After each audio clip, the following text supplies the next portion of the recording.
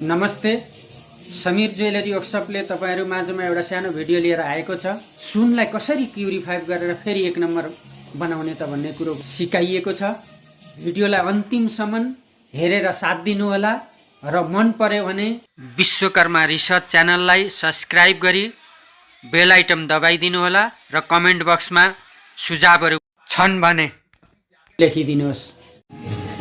हेर्नुस्, यो सुन अब गलाउँदाखेरि यस्तो भयो। अब यसलाई हामी रिफाइन गर्छौं।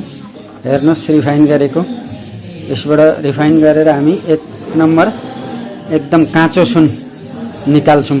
सुन अब 8 ग्राम 565 भयो।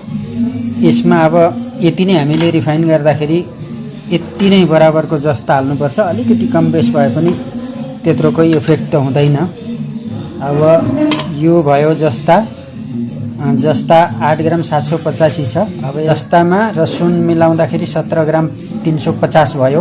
यसलाई एकमुष्ट हामीले गलाएर हल्का तरिकाले मिक्सिङ गर्नुपर्छ जस्तालाई, नभए उफ्रिन पनि सक्ने सम्भावना हुन्छ। अलिकति सानो मधुरो आगो गरेर मिल्दैछ। यो धेरै प्रोसेस रिक्स हुन्छ। आस्ते आस्ते हामीले जस्ता हाल्दैछौँ।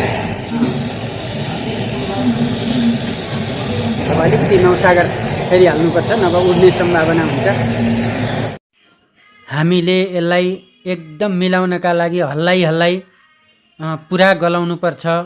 गलाउनुको बाद नौसागर हालेर यसलाई चेप्नामा चेप्नुपर्छ र यो चेप्नका लागि हामी तयार हुँदैछौँ। अब यो खन्याएर त्यो फलमको चक्काले च्याप्प पारेपछि चेप्टो पातलो हुन्छ। हेर्नुहोस्, यो अब पातलो भइसकेको अवस्था छ। अब यसलाई हामीले उठाएर स्टिलको बर्तनमा लगाउनु पर्छ।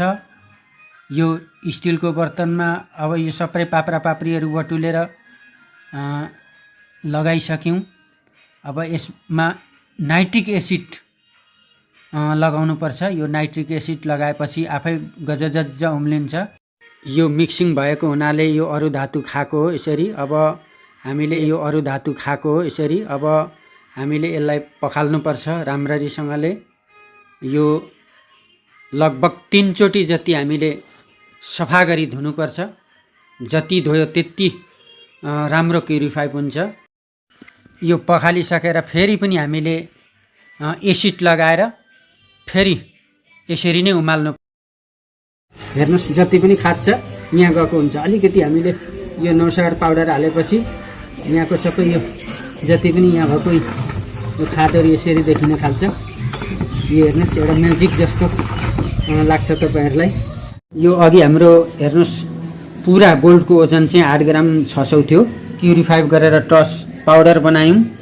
अब यो पाउडरको ओजन हामीले फेरि गर्छौँ। यो कागजको हामीले अघि टियर गरेका छौँ, जिरो बनाएका छौँ र यो हामीले अब कागजमा पुरै खन्याउँछौँ। ब्रस पनि हामीलाई चाहिन्छ, किनकि यहाँ सोनाहरू सबै कणहरू सानो सानो कणहरू हुन्छ सोनाको, यसरी टाँसिएको हुन्छ। यसलाई राम्रोसँगले हामीले बडार कुडार पारेर सोरसार गरेर यता खन्याउनु पर्छ। किनभने सुन हो, अहिले सुनको दाम यति महँगाई बढेको छ कि एउटा सानो कणको पनि दाम निकै उठ्न जान्छ। यो टोटल हाम्रो सुन तयारी भएर निस्किसक्यो, ट्रस भएर पाउडर भएर। अब यसको हामीले ओजन लिन्छौँ, कति भयो हेर्नुहोस्। अहिले हाम्रो टोटल वेट निस्केछ 7 ग्राम 595। 7 ग्राम 500 जस्तो चाहिँ निस्किन्छ भन्ने हामीले होप लिएका छौँ।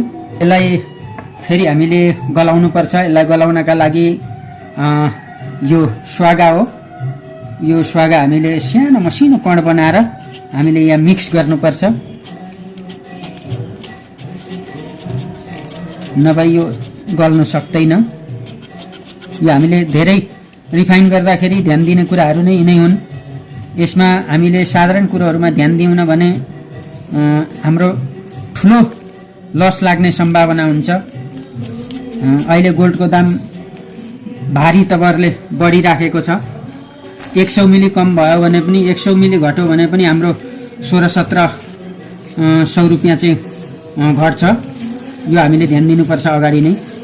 यसरी यसलाई पुराले मेल्टिङ गर्नुपर्छ, नभए गल्दैन। अब हामीले यो सबै मिलाइसकेका छौँ। यसरी पोको बनाएर र माथिको भाग हामीले काटिदिनुपर्छ। यो माथिको भागमा हाम्रो सुन छैन, यसरी काटेर फालिदिउँ। अब यो हाम्रो क्लिन वाटर हो। अब यसलाई चाहिँ हामीले यसमा चोबल्छौँ। हामीले यसले पोको बनाइसकेका छौँ। फेरि यसलाई अब भट्टीमा हालेर गाल्छौँ। यो अब नौसागर लगाउँछौँ। यो हाम्रो सुन अब गलेर दानो भइसक्यो, एकदम डल्लो भयो। अब यो हाम्रो क्युरिफाई भइसकेको अवस्था हो। ल यो हामीले रिफाइन गरेर यसलाई 100% शुद्धताको गोल्ड निस्किसक्यो।